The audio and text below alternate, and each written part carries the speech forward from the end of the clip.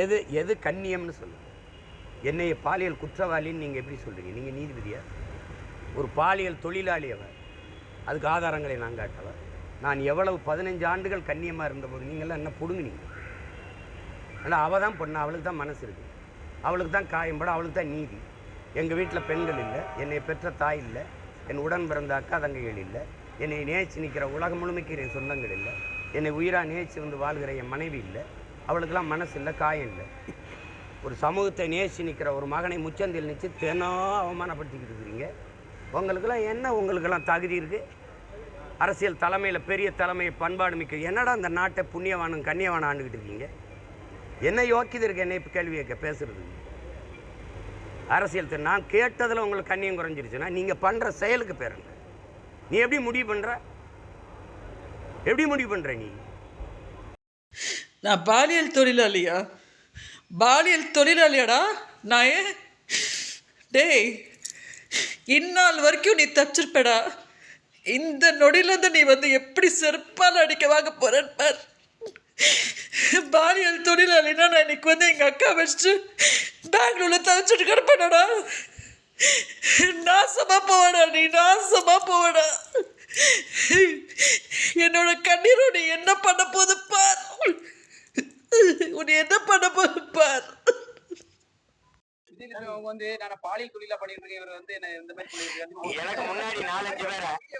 எனக்கு முன்னாடி இதே மாதிரி 4-5 பேரை இப்படி பண்ணி வந்தா அந்த வேலைக்கு பேர் என்ன சொல்லுவீங்க? அந்த வேலைக்கு பேர் என்ன சொல்லுவீங்க? பழகுறது, அப்புறம் வெளியில போய் வம்படியா வழக்கு கொடுக்கறது, அது மிரட்டி பணம் கேட்கறதுன்னா இங்க பாருங்க, அதிகபட்சம் அவ வச்ச கோரிக்கை என்ன? எங்க அண்ணன்ட்ட போய், எங்க மூத்தவர்கிட்ட, இறந்து போயிட்டாரு, மாசம் 30-30,000 கொடுத்து என்னை மெயின்டைன் பண்ணிக்க சொல்லு. இந்த வார்த்தை பப்பாட்டி இருக்குது. எங்க அப்பா கேட்டாரு, எங்க அப்பா பாரதி, டேய் என்னதான்டா மயன் அவளுக்கு அப்படின்னு. ஒண்ணு இல்ல, 30-30,000 கொடுத்தா அவளை என்னை வச்சுக்கிற சொல்றான். வச்சுக்கிறவா உன் மருமக என்னை சோத்துல வெஸ்தப்பட்டு கொல்லுவா, பரவாயில்லையா? அப்படியா சொல்றா அப்படின்னு. இதுதான் சொல்றான். இது சொன்னால இல்லையான்னு கேளுங்க.